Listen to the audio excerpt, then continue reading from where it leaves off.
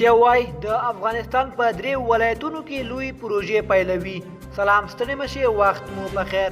په AFG پلس چینل کې درته ښه راغلاست وایم. AFG پلس چینل تل ستاسو په چوپړ کې، نو همدا اوس درسره چینل سبسکرایب کړئ.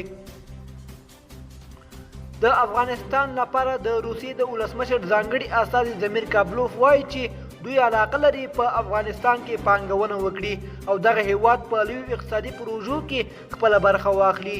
هغه دا څرګندونې پرون په تازه ترسره شوي مرکه کې وکړې. د روسیې دا ځانګړی استازی وایي چې دوی علاقه لري چې په افغانستان کې د برېښنا او انرژۍ په برخه کې پانګونه وکړي.